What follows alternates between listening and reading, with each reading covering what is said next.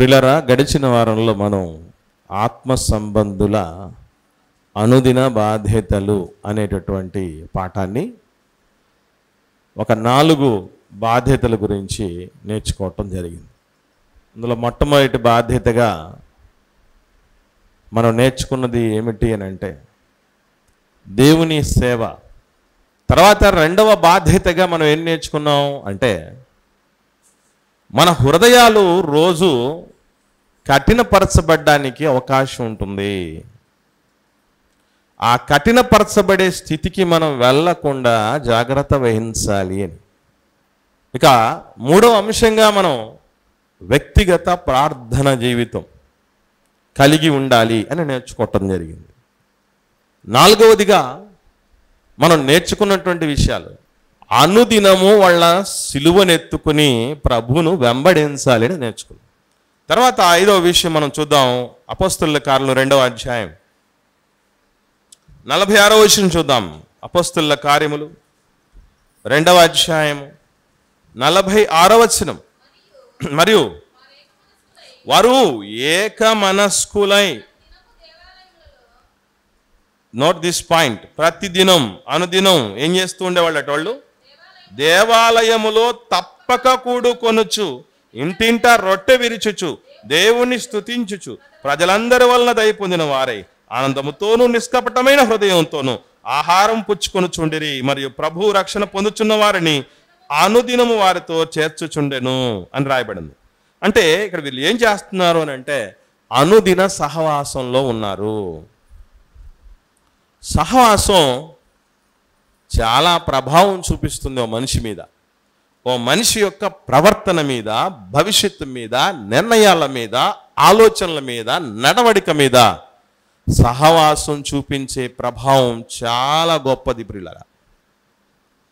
మరి సహవాసం ఎంత ప్రభావం చూపిస్తుంది అంటే ఒకసారి సామెతల గ్రంథం చూడగలిగితే, సామెతల గ్రంథం 13వ అధ్యాయము 20వ వచనాన్ని చూద్దాం. సామెతల గ్రంథం 13వ అధ్యాయము 20వ వచనంలో చెప్పబడిన మాట, జ్ఞానుల సహవాసము చేయువాడు జ్ఞానము గలవాడగును, మూర్ఖుల సహవాసము చేయువాడు చెడిపోతాడు అన్నాడు. చూడండి, సహవాసం మనిషి జీవితం మీద ఏమైపోతుందని అంటే మనల్ని జ్ఞానులుగా కానీ చెడిపోయే వాళ్ళగా కానీ ఎవరు తీరుస్తారట? సహవాసమే తీరుస్తుందట. సహవాసమే తీరుస్తుందట. అప్పుడప్పుడు చాలామంది తల్లిదండ్రులు చెడిపోయిన తన బిడ్డలను ఉద్దేశించి ఏమని వాపోతూ ఉంటారు, ఏమని బాధపడుతూ ఉంటారు? మా బిడ్డ మంచోడే, మా కూతురు మంచిదే, కానీ వాళ్ళ సావాసగాళ్ళు మంచోళ్ళు కాదని చెప్తారు. ఈరోజు మనం సంఘ సహవాసం అనే దానిలోకి వచ్చాం, క్రీస్తు సహవాసంలోనికి వచ్చాం, అపోస్తలుల సహవాసంలో ఉన్నాం. ఈ సహవాసం ఎంత గొప్ప తెలుసా? ఇది ఎవరెవరికి వస్తుంది అనుకుంటున్నారు? ఒక మాట రాయబడింది చూద్దాం. ఇదే సామెతల గ్రంథంలో 13వ అధ్యాయం 15వ అధ్యాయం చూద్దాం. 15వ అధ్యాయం సామెతల గ్రంథం 31వ వచనం చూడండి. సామెతల గ్రంథం 15వ అధ్యాయం 31వ వచనంలో, జీవార్థమైన ఉపదేశమును అంగీకరించువానికి జ్ఞానుల సహవాసము లభించును. ఎవరికి పడితే వాళ్లకు జ్ఞానుల సహవాసం రాదట. అంటే సంఘం జ్ఞానముతో కూడినది అని మర్చిపోకండి. క్రీస్తు సహవాసము, అపోస్తలుల సహవాసము, ఆదిమ సంఘ సహవాసము జ్ఞానుల సహవాసం. అజ్ఞానుల సహవాసము కాదు ఇది, మూర్ఖుల సహవాసం కాదు ఇది, చెడిపోయేది చెడిపే సహవాసం కాదు ఇది. మీలో ఎవరినైనా, సంఘంలో ఎవడైనా సరే పాపానికి ఏమన్నా పూనుకోని చెప్తారా? అలా ఏమన్నా ఉపదేశాలు ఉంటాయా? లేదే. జీవార్థమైనటువంటి గద్దింపులట, జీవార్థమైన ఉపదేశాన్ని అంగీకరించే కదా మనం వచ్చింది సంఘంలోనికి. దానికి ఒప్పుకొని కదా బాప్తిస్వం తీసుకొని దేవుడి సహవాసంలోనికి వచ్చింది. సో ఇటువంటి వచ్చినటువంటి వాళ్ళం జ్ఞానము కలిగి మసలుకుంటున్నామా లేదా? సహవాస జ్ఞానం, జ్ఞానముతో కూడిన సహవాసంలో ఉంటున్నామా లేదా? ఒక స్త్రీ నోరు తెరిసేటప్పుడట జ్ఞానము కలిగి నోరు తెరుస్తుందట. జ్ఞానము కలిగిన కుమార్తె దేవుణ్ణి తండ్రిని సంతోషపరుస్తారట. జ్ఞానము గల వాళ్ళు ఇతరులను రక్షిస్తారట. సహవాసం, ఈరోజు మనం కలిగిన ఈ జ్ఞాన సహవాసం ఎంత గొప్పదేనంటే, తండ్రిని సంతోషపరిచే వాళ్ళు సంఘంలో పుట్టాలి, ఎదగాలి.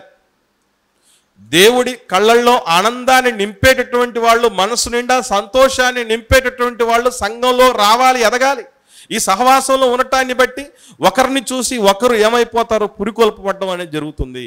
కొన్ని మార్చుకోవడం జరుగుతుంది, కొన్ని నేర్చుకోవటం జరుగుతుంది. అది సహవాసంలో ఉన్న గొప్పతనం ప్రియులరా. మీరు బాగా గమనించి చూడండి, రెగ్యులర్ సహవాసంలో ఉన్నటువంటి వాళ్ళ జీవితాలు తెలియకుండానే మృదుత్వానికి వస్తాయి, దేవుడు వాడుకోవడానికి అనుకూలతలోనికి వస్తాయి, 10 మంది కుటుంబాల్లో స్ఫూర్తి నింపే విధంగా ఉంటాయి. ఈ సహవాసం చాలా గొప్పది. ఎంత చిన్న ఎగ్జాంపుల్ చెప్తాను మీకు. దేవుడు ఆదికాండంలో నోహ గారితో ఏమని చెప్పాడు? 7వ అధ్యాయం ప్రారంభవచనం చూడండి. ఆదికాండం 7వ అధ్యాయం ప్రారంభవచనంలో ఆయన అంటున్న మాట చూడండి. ఏమంటున్నాడు?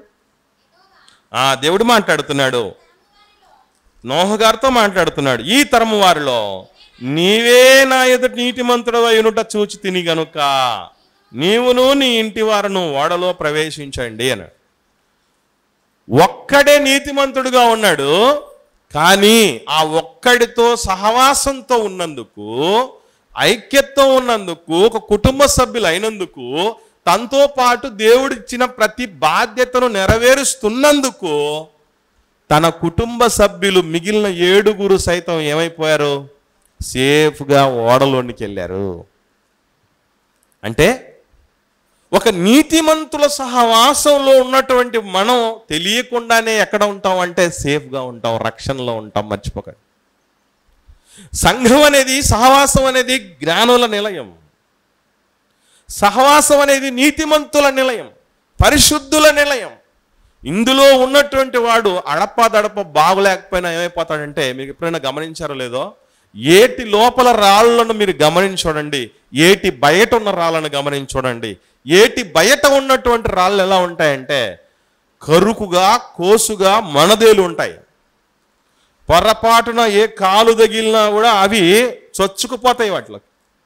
కానీ ఏటి లోపల ఉన్న రాళ్ళని మీరు గమనించి చూడండి, నున్నగా ఉంటాయి. అవి రాళ్లే, ఇవి రాళ్లేగా. బయట ఉన్నవి రాళ్లే, ఏటి లోపల ఉన్నవి రాళ్లే. ఎందుకు అవి నున్నగా ఉన్నాయి? ఏటి లోపల ఉండేటివి కరుకుదనం లేకుండా, మనదేలిన పరిస్థితి లేకుండా ఎంత చక్కగా ఉంటాయంటే, కొంతమంది ఇష్టపడి ఏటిలోకి పోయినప్పుడు గమనించి చూస్తే ఒళ్ళు రుద్దుకోవడానికి రాళ్ళు తెచ్చుకున్న వాళ్ళు ఉంటారు తెలుసా. మట్టి అంతా తీసేస్తే రాళ్ళని చక్కగా ఏదో కొన్ని ఆటలు ఆడుకోవడానికి దానికి కూడా పనికి వస్తాయని చెప్పేసి, చాలా ముద్దుగా ఉన్నాయి, మంచి షేపులో ఉన్నాయని చెప్పి తెచ్చేసుకుంటారు వాళ్ళు. మీరు బాగా గమనించగలిగితే ఏటిలో ఉన్న రాళ్ళు కూడా ఒకనాడు అలాగుండేటివే, ఏటి బయట ఉన్న రాళ్ళలాగే కోసుగా, కరుకుతనంతో, ఎవరినో ఒకరికి చొచ్చుకుపోయేటట్టు, హాని చేసేటట్టు ఉన్నవే. కానీ రెగ్యులర్ నీటి ప్రవాహంలో అవి ఉండటాన్ని బట్టి ఆ కోసుతనాన్ని, ఆ కరుకుతనాన్ని, ఆ కఠినత్వాన్ని పోగొట్టుకుని నున్నగా తయారవటం జరిగింది. సహవాసం నీళ్లలోకి చేరిన కరుకురాళ్ల లాంటివి. ఏటి బయట ఎలాగైతే కోసుగా మనదేలు ఉండి 10 మందికి హాని చేస్తున్నటువంటి రాళ్ళు ఎప్పుడైతే ఏటిలోకి వస్తాయో మారిపోయినట్టు, సంఘంలో సహవాసంలో ఉన్నటువంటి వాళ్ళకి ఇది బెనిఫిట్ ప్రియులారా. అందుకే ఎన్నో సందర్భాల్లో దేవుడు ఏమంటాడు? కొందరు మానుకొనుచున్నట్లు.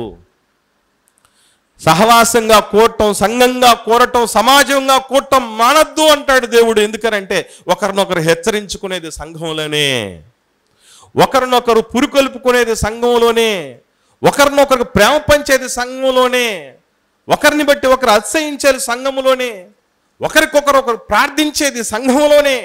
కాబట్టి ఈ సహవాసం ఎన్నడూ దూరం చేసుకోకుండా మనం జాగ్రత్త వహించాలి. కాబట్టి ఈ సహవాసం అనుదినం మనం ఉండడానికి ప్రయత్నం చేయగలగాలి. ఇది 5వ విషయం. 6వ విషయాన్ని మనం జాగ్రత్తగా పరిశీలన చేయగలిగితే అపొస్తలుల కార్యముల్లోనే 17వ అధ్యాయము 10-11 వచనాలు చూద్దాం.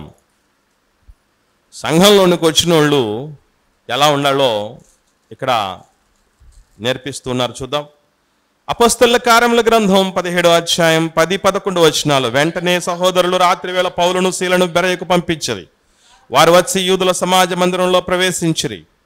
వీరు తెస్సలోనికను ఉన్న గారి కంటే గలిలై ఉండిరి గనక ఆసక్తితో వాక్యమును అంగీకరించి పౌలును శీలయును చెప్పిన సంగతులు అలాగున్నవో లేవో అని ప్రతిదినమును లేఖనములు పరిశోధించుచు వచ్చిరి. మనకు ఈ విషయాలు ఏం కొత్తవేం కాదు.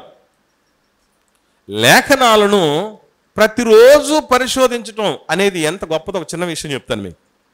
పౌలు శీలలు ప్రతిరోజు చెప్పారా? క్వశ్చన్ నెంబర్ 1 గమనించండి. ఇప్పుడు సమాజ మందిరంలోనికి వెళ్ళారని రాయబడింది కదా. సమాజ మందిరంలో ఎప్పుడు కూడతారండి? సమాజ మందిరంలో ఎప్పుడు కూడతారు? రోజు కూడతారా? వాళ్ళ యొక్క విశ్రాంతి దినము నాడు కూడతారు.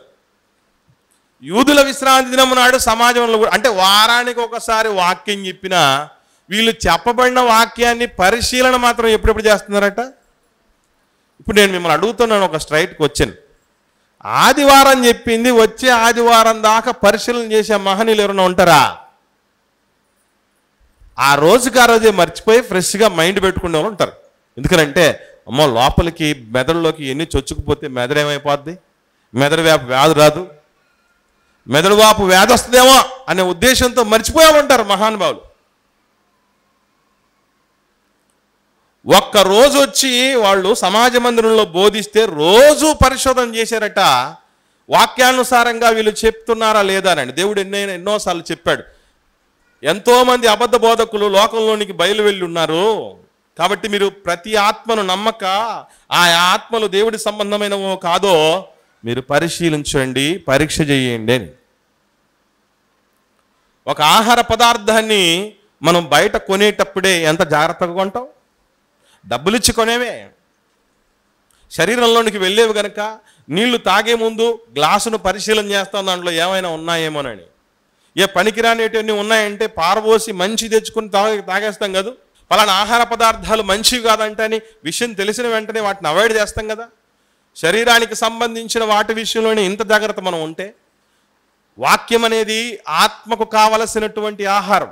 ఫుడ్ పాయిజన్ అవుద్దో కాదో, మంచి ఆహారం అందిస్తున్నారో లేదో, మంచి పౌష్టికాహారం మనం పొందుకుంటున్నామో లేదో ఎంతమందికి స్పృహ ఉంటుందండి? అసలు పొందుకున్న దాని విషయంలో, వినబడుతున్న దాని విషయంలో మీరు వింటున్నది జాగ్రత్తగా చూసుకుని ఊరికే చెప్పాలా ప్రభు. దాన్ని పరిశీలన చేస్తే నిత్య జీవాన్నే స్వతంత్రించుకుంటారట. లేఖనముల యందు నిత్య జీవం ఉన్నదని తలంచుకొనొచ్చు, వాటిని మీరు పరిశోధించండి అన్నాడు అని చెప్పినటువంటి మాట ప్రభు మనకు తెలుసు. నేను అడుగుతున్నాను, మీరు కరెక్ట్గా మీ గుండెల మీద చేసుకుని చెప్పండి, రోజు బైబిల్ని పరిశోధనాత్మకంగా చదివే వాళ్ళు ఎవరైనా ఉంటారా? ఉన్నవాళ్ళు ఎవరన్నా ఉంటే చేతులు ఎత్తడం ఒకసారి. బైబిల్ని రోజు పరిశీలనగా చదువుతున్నటువంటి వాళ్ళు ఎవరన్నా ఉన్నారా? పరిశుద్ధ దినం నాడు లాజరు చెప్పినటువంటి సంగతులు అలా ఉన్నాయో లేవో ప్రతిరోజు పరిశీలన చేసేవాళ్ళని ఉంటారా? ఉండరు. ఎందుకు అంటే మనం ఆల్రెడీ ఫిక్స్ అయిపోయాం. ఏమని? మాకు నిత్య జీవము వద్దుగాక వద్దు, బాధలలో నెమ్మది మాకు వద్దు, ఎండిన ఎముకలకు జీవం మాకు వద్దు, నెమ్మది మాకొద్దు, జీవవాక్కులు మాకొద్దు, మేలు చేసేటటువంటి వద్దు మాకు అన్నటువంటి రీతిగా ఉంటున్నాం మనం. అందుకే పరిశీలించే వాళ్ళు తక్కువైపోయారు. మీకు చేదు నిజం చెప్తాను, గుర్తుపెట్టుకోండి. ఎట్లాంటి వాళ్ళు సైతం పరిశీలన చేశారు తెలుసా పరిశుద్ధ గ్రంథాన్ని? ఎజ్రా గ్రంథం చూద్దాం, 7వ అధ్యాయం 10వ వచనం. ఎజ్రా గ్రంథం 7వ అధ్యాయం 10వ వచనం చూద్దాం. ఎజ్రా యెహోవా ధర్మశాస్త్రమును పరిశోధించి దాని చొప్పున నడుచుకున్నటకు, ఇశ్రాయేళ్లకు దాని కట్టడలను విధులను నేర్పుటకు దృఢ నిశ్చయము చేసుకొను. ఎవరనుకున్నారు ఎజ్రా అంటే? ఏదో దారిని పోయే దానయో మనలంటోడు అనుకుంటున్నారా? ఎజ్రా ఎలా అంటాడో తెలుసా? 6వ వచనం చూద్దాం. ఇదే ఎజ్రా గ్రంథం 7వ అధ్యాయం 6వ వచనంలో, ఎజ్రా ఇశ్రాయేలుల దేవుడైన యెహోవా అనుగ్రహించిన మోషే యొక్క ధర్మశాస్త్రమందు ప్రవీణత గల శాస్త్రి. ఎవరైనా? ఎజ్రా ఎవరట? మోషే యొక్క ధర్మశాస్త్రమందు ప్రవీణత కలిగినటువంటి శాస్త్రట. అలాంటి ధర్మశాస్త్రమందు ప్రవీణత గలవాడు పరిశోధించడానికి అవసరమా? ఆయనకే అవసరమైతే నీకు నాకు అవసరం లేదా? ధర్మశాస్త్రం ముందు ప్రవీణత కలిగిన వాళ్ళు ఎవరైనా ఉన్నారు మనలో? ఎవరన్నా ప్రవేశమే తక్కువ ఉన్న వాళ్ళు ఉన్నారు. అసలు ధర్మశాస్త్రములో ఎక్కడి నుంచి ఎక్కడి వరకు ఏ చరిత్ర మొదలవుతుంది, మోషే గారు ఎందుకు, అసలు నిర్గమకాండంలో మోషే గారి చరిత్ర ప్రారంభమైతే ఆది కాండం ఎట్లా రాశాడు, ద్వితీయోపదేశకాండంలో ఒకానొక సమయంలో ఆయన చనిపోతే తర్వాత విషయాలు ఎవరు రాశారు, ఇవన్నీ మోషే గారి జనన పూర్వపు సంగతులు ఎవరు రాశారు, ఎందుకు రాశారు, దాని వెనక ఉన్నటువంటి మూలం ఏంటి, బలుల సంగతి ఏంటి, ఎన్ని రకాలైనటువంటి బలులు ఉన్నాయి, వాటిని ఎందుకు దేవుడు ఏర్పాటు చేశాడు, ప్రత్యక్ష గుడారం అంటే ఏంటి, గంగాళం అంటే ఏంటి, పరిశుద్ధ స్థలం అంటే ఏంటి, అతి పరిశుద్ధ స్థలం అంటే ఏంటి, ధూపవేదిక అంటే ఏంటి, సన్నిధి రొట్టెలు అంటే ఏంటి, ఎంతమంది తెలుసు మనకి? ఎన్ని తెలుసు మనకి? ఏమీ తెలియని వాళ్ళు ఎంత ధీమాగా ఉన్నాం. అన్నీ ఉన్నమ్మా అణిగిమణిగి ఉంటుంది అంటే ఇదేనేమో. ప్రవీణత గల శాస్త్రేమో నేను పరిశీలన చేయాలని ఉంటే మనమేమో నిమ్మకు నీరెత్తినట్టున్నాం.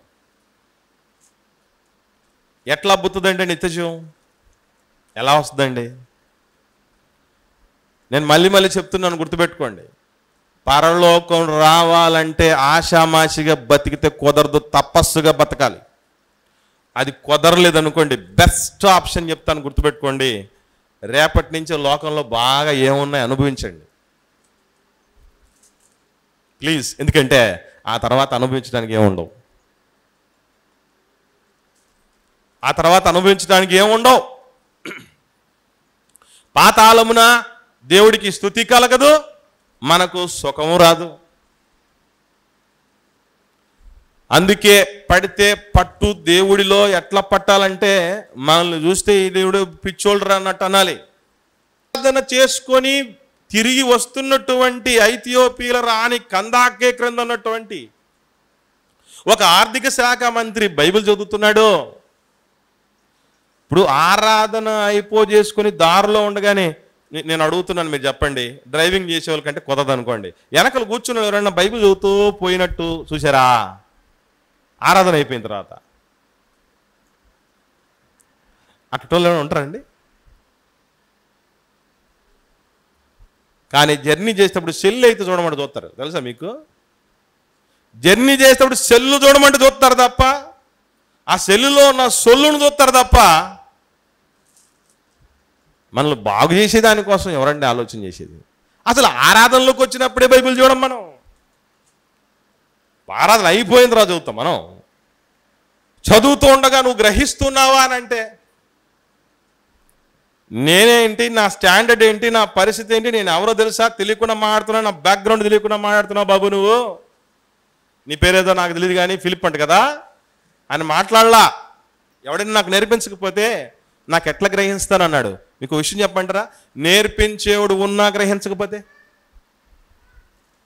నేర్పించేవాడు ఉన్నా గ్రహించకపోతే ఏమైపోతాం? పేతురు రాసిన మొదటి పత్రిక చూద్దాం, మొదటి అధ్యాయం. పేతురు గారు రాసిన మొదటి పత్రిక. మనలాంటి సహవాసాల్లో ఎక్కువ మంది సభ్యులు ఉండరు. ఎందుకో తెలుసా ప్రియులరా? దేవుడి మాటలు ఎట్లా ఉంటాయంటే కత్తితో గుచ్చినట్టుంటాయి, గుణపంతో పొడిచినట్టుంటాయి, మునుకోలలాగా ఉంటాయట. అందుకే వాటిని తట్టుకోలేక చాలామంది ఏం చేస్తారంటే అందుబాటులో ఉండరు. పేతురు రాసిన మొదటి పత్రిక మీరు కూడా అలాగ ఉండరు. పేతురు రాసిన మొదటి పత్రిక మొదటి అధ్యాయం 10-11 వచనాలు చూద్దాం. 10-11 వచనాలు. మీకు కలుగు ఆ కృపను గుర్చి ప్రవచించిన ప్రవక్తలు ఈ రక్షణను గుర్చి ఎవరు పరిశీలించారట?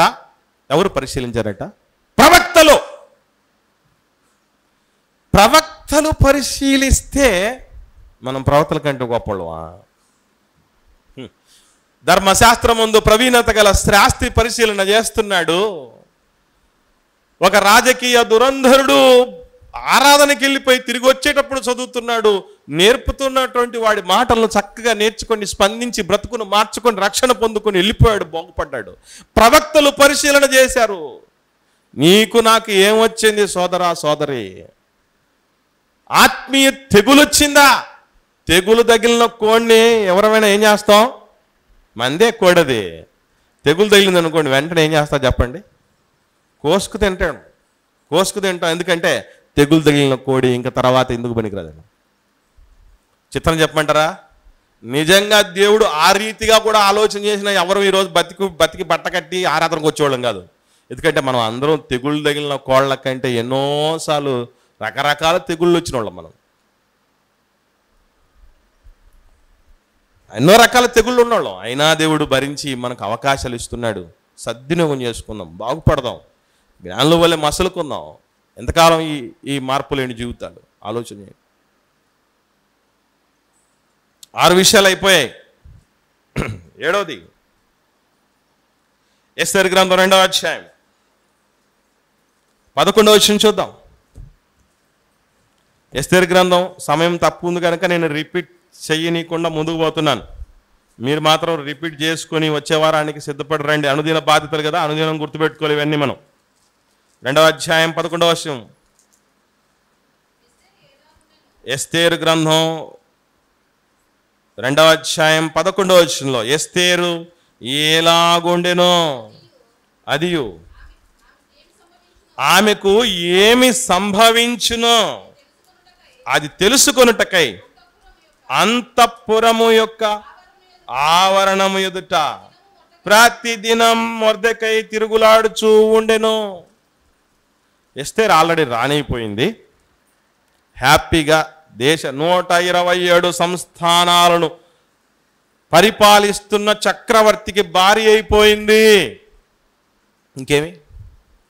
ఇంకేమి కానీ ఇలా అనుకోలేదండి పెంచిన తండ్రి. ఎస్తేరు ఎలా ఉందో, ఏం జరుగుతోందో, ఎస్తేరు ఏమన్నా ఒకవేళ వచ్చినటువంటి స్థితిగతులను బట్టి, ఆ హెచ్చింపు స్థితిని బట్టి, ఆ గొప్ప స్థానమును బట్టి ఏమైనా గర్వించిపోతుందా, చెడిపోతుందా, లేకపోతే తను ఏమో చెప్పొద్దని రాజు దగ్గర చెప్పాడు కదా, అది ఏమన్నా చెప్పిందా, లేకపోతే రాజు ఏమైనా ఎంక్వైరీ చేసుకొని కనుక్కొని ఎస్తేరుని ఏమన్నా దూరం పెడుతున్నాడా, ఎస్తేరు మీద ఏమన్నా కుట్ర జరుగుతుందా, అన్ని విధాలుగా ఆయన ఆలోచన చేస్తూ ఉన్నాడు. ఎందుకనంటే సొంత కుటుంబ సభ్యురాలు గనుక.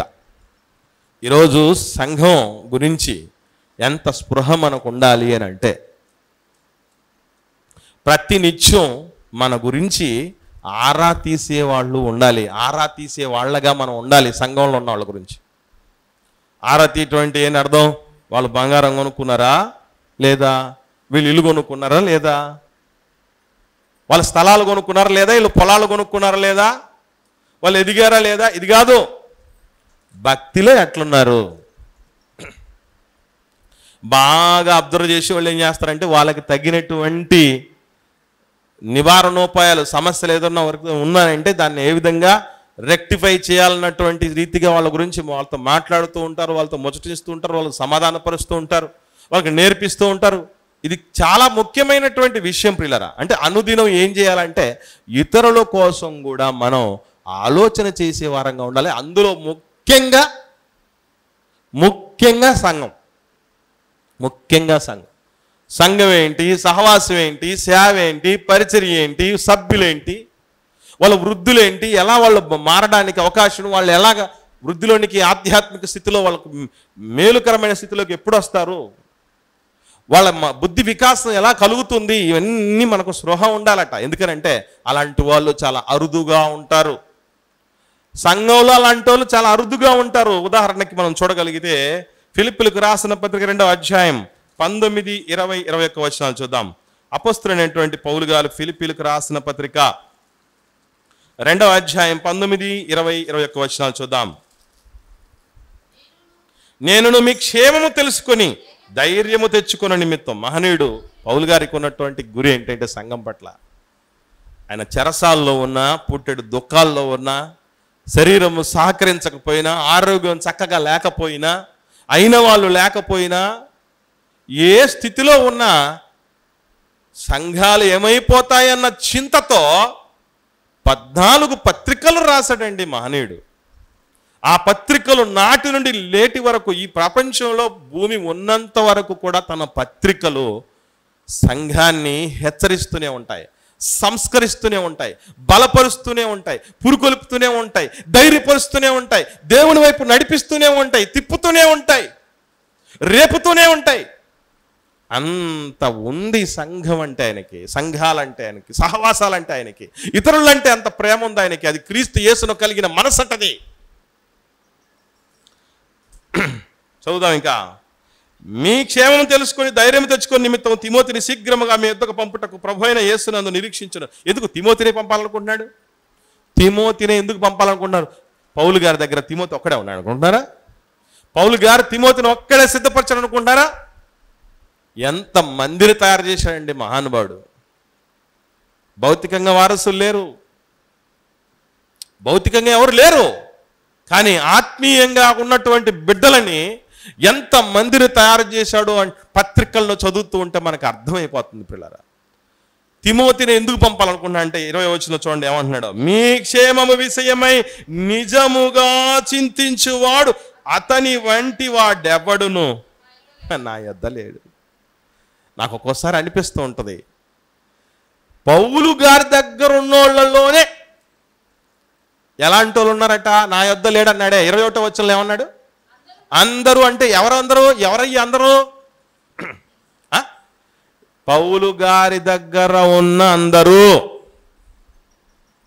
పౌలు గారి దగ్గరే ఉన్న మిగిలిన వాళ్ళందరూ ఎలాంటి వాళ్ళట? సొంత కార్యాలు ఉన్నారట.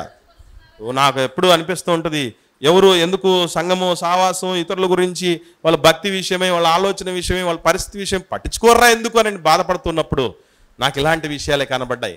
ఏమనంటే పౌలు గారి దగ్గర ఉన్నోళ్ళే సొంత కార్యాలు ఉన్నారట. నేను ఎంతటోండి? నేను ఏమాత్రపోండి చెప్పండి. నిజంగా కొన్ని సందర్భాల్లో చూసినప్పుడు నేను కొంచెం బెటర్మెంట్లోనే ఉన్నాననిపిస్తుంది. చెప్పాను ఇంతకుముందు సెమినార్లో, నేను అందుబాటులో లేని 2 పగళ్ళు దూర ప్రాంతం నుంచి వచ్చినటువంటి సేవకులందరూ మీ పనిని చూసి, మీ బాధ్యతను చూసి, మీ నిబద్ధతను చూసి ఆశ్చర్యపోయారు, నివ్వరపోయారట.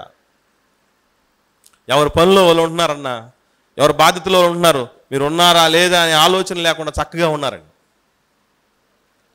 కాస్త బెటర్మెంట్లోని దేవుడు నన్ను ఉంచాడు మహానుభావుడు అని నేను సంతోషపడ్డాను.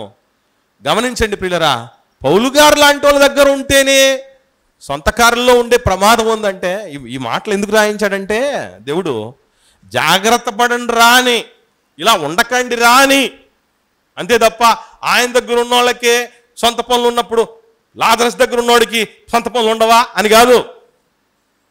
ఈ సంఘంలో ఆ సహవాసంలో ఉన్న వాళ్ళ దగ్గరికి సొంత పనులు ఉండవా అని కాదు. సొంత కార్యాలు ఎవరికైనా ఉంటాయి. కానీ ఏ మనసు కలిగి మనం బతుకుతున్నాం, ఎవరి దగ్గరికి వచ్చాం, ఎవరిని ధరించుకున్నాం, మరి ఆ ధరించుకున్న వ్యక్తి తాలూకు లక్షణాలు ఎక్కడున్నాయి? ఎంత ఉంది మనకు సహవాసం మీద, సంఘం మీద చింత? ఎవరేమైపోతున్నటువంటి ఆలోచన ఎంతవరకు ఉంది? ఒకటి సంఘానికి రాకపోతే కారణం ఏంటని కనుక్కున్నటువంటి మహానుభావులు ఎంతమంది? ఏమైపోతున్నారంటే స్పృహ ఎంతమందికి ఉంది? ఆలోచనలు ఎంతవరకు ఉన్నాయి? దానికోసం ఎంత ప్రయత్నం చేస్తున్నాం? ఇతరుల గురించి ఆలోచించే వారంగా మనం ఉండాలి పిల్లలు. తర్వాత లక్షణం చూద్దాం. 8వ లక్షణం, హెబ్రీయులకు రాసిన పత్రిక 3వ అధ్యాయం. అపోస్తలుడైన పౌలు గారు హెబ్రీయులకు రాసిన పత్రిక 3వ అధ్యాయం 13-14 వచనాల్లో చివరి మాట,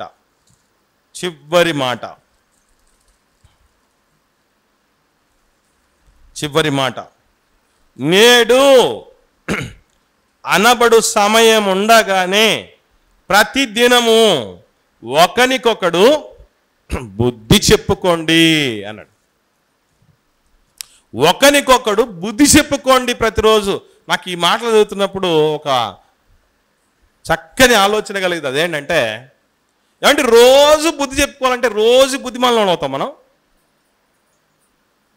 రోజు బుద్ధిలో ఉంటామా? రోజు బుద్ధిహీనం అవుతామా? అవుతాం గనకనే చెప్తున్నాడు. అవుతాం గనకనే చెప్తున్నాడు దేవుడు.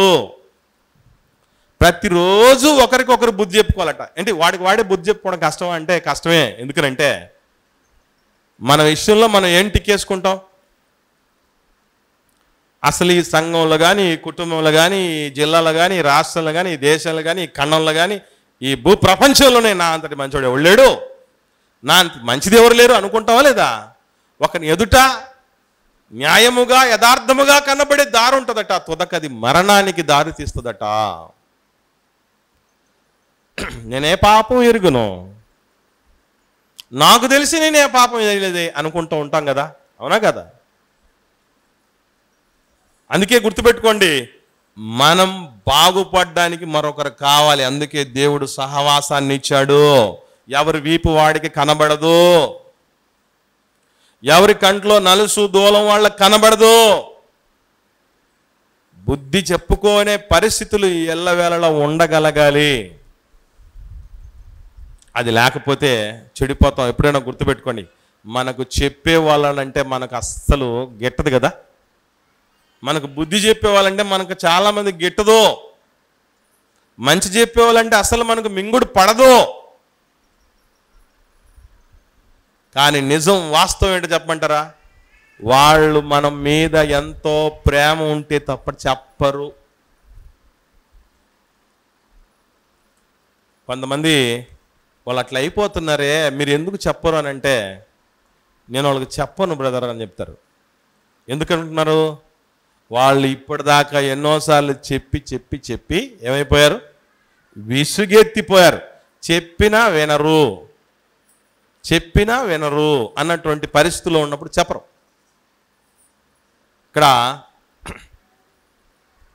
దిద్దుకునే వాళ్ళు రెండు రకాలు ఉంటారు. దిద్దుబాటుకు సంబంధించి స్పందన చేసేటువంటి వాళ్ళు రెండు రకాలు ఉంటారు, మర్చిపోకండి. సామెతల గ్రంథం 17వ అధ్యాయం 10వ వచనం చూడండి, ఏమనుందో. ఒకరినొకరు బుద్ధి చెప్పుకునే క్రమంలో ఒక మంచి విషయం మనం ఇక్కడ ఆలోచన చేయాలి. సామెతల గ్రంథం 17వ అధ్యాయం 10వ వచనం. బుద్ధిహీనునికి 100 దెబ్బలు నాటుట కంటే బుద్ధిమంతునికి ఒక గద్దింపు మాట లోతుగా నాటుతుందట. 100 దెబ్బలు కొట్టినా బుద్ధిహీనుడికి బుద్ధి రాదట. కానీ నీతిమంతునికి ఒక మాట, ఒక్క మాటే, ఒక్క గద్దింపు మాటే ఏమవుతుంది? లోతుగా నాటుతుంది. చాలా అవసరం అది. అలా దిద్దుకోవడం, ఒకరినొకరు బుద్ధి చెప్పుకోవడం అవసరం అది. ఇది ప్రతి దినం మనం చేసుకోవాల్సినటువంటి పని. తెలుసో తెలియకో మన ఇంట్లో ఉన్నటువంటి వాళ్ళ ద్వారానో, సంఘంలో ఉన్న వాళ్ళ ద్వారానో, పనిచేస్తున్న చోట్ల ఉన్న వాళ్ళ ద్వారానో, ఏదో ఒక రూపేణ వాక్యము ద్వారానో దేవుడు మనల్ని దిద్దడానికి ఇష్టపడుతూ ఉంటాడు పిల్లల. కానీ ఎంతమంది మనం ఆ సిద్ధపాటుకు అందుబాటులో ఉన్నామని చెప్పండి. తర్వాత లక్షణం చూద్దాం. కీర్తనల గ్రంథం 96వ కీర్తన 2వ వచనం చూద్దాం పిల్లరా. కీర్తనల గ్రంథం 96వ కీర్తన 2వ వచనంలో, యెహోవా మీద పాడుడి, ఆయన నామమును స్తుతించండి, అనుదినము ఆయన రక్షణ సువార్తను ప్రకటించండి. దేవుడి రక్షణ సువార్తను ప్రతిరోజు ప్రకటించాలట. అసలు మనకి ఇది సాధ్యం అవుతుందా? ఆలోచన చేయండి.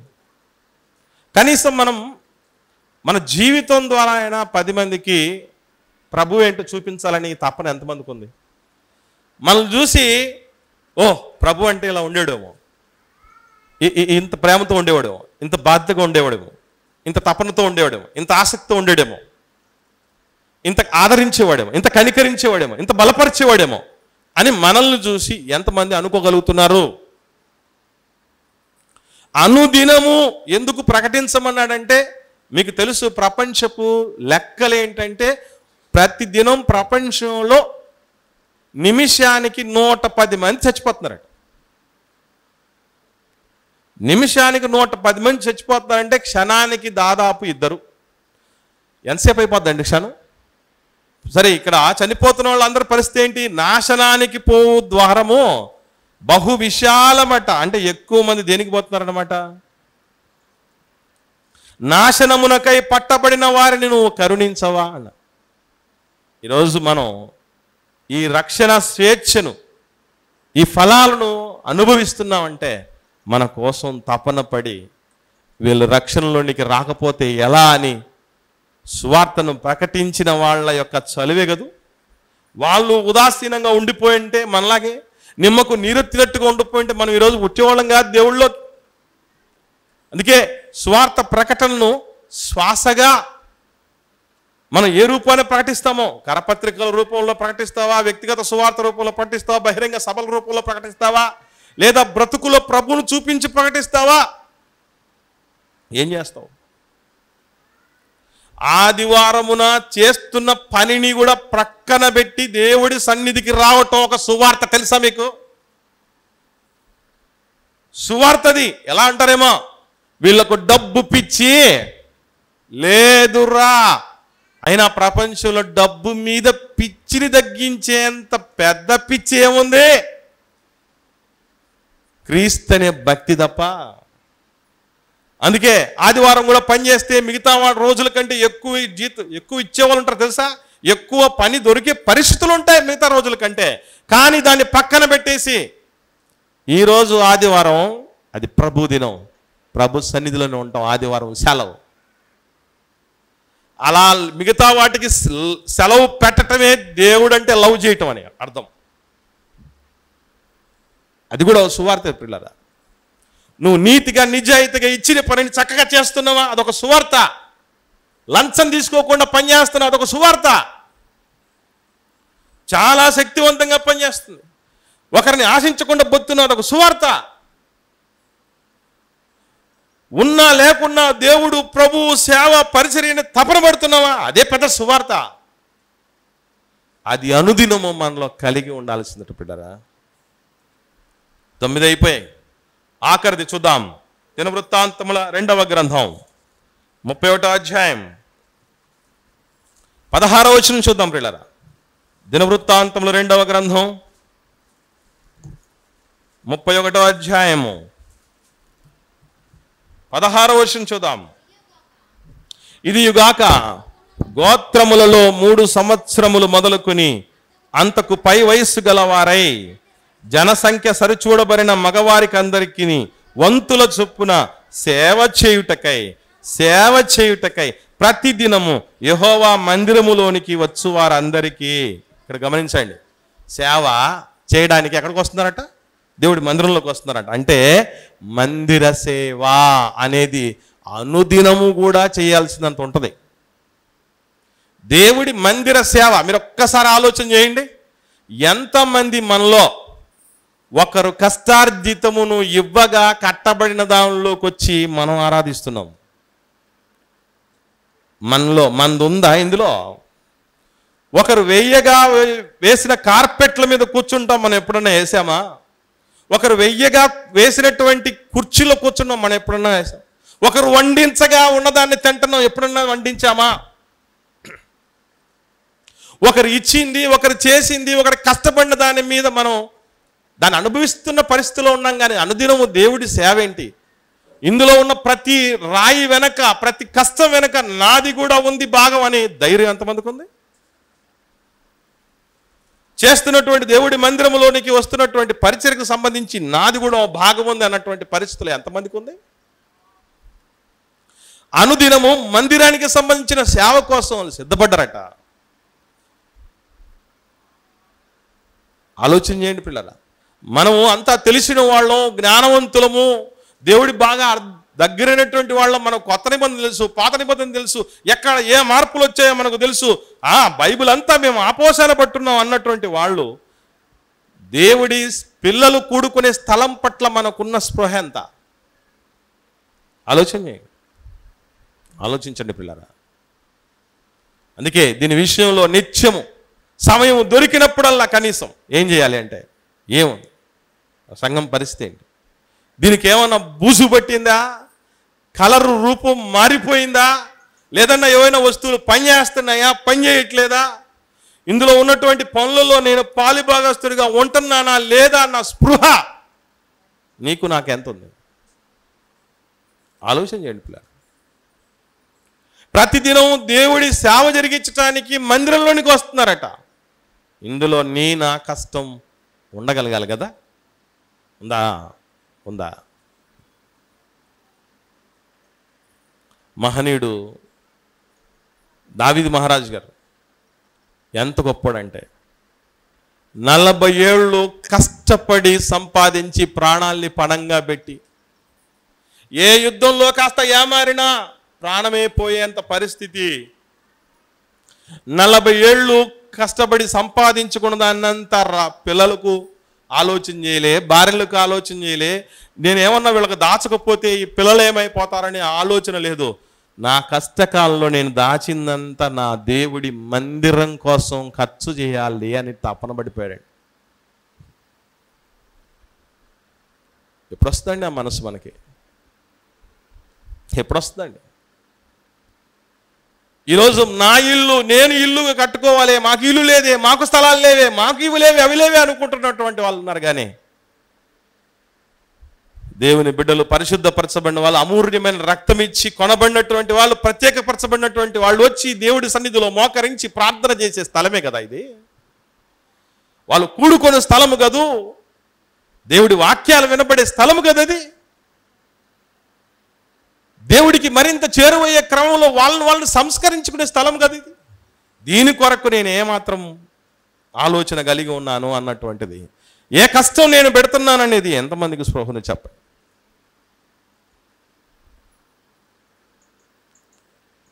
పిల్లల ఆలోచన, ఇవి ఆత్మ సంబంధుల అనుదిన బాధ్యతలు.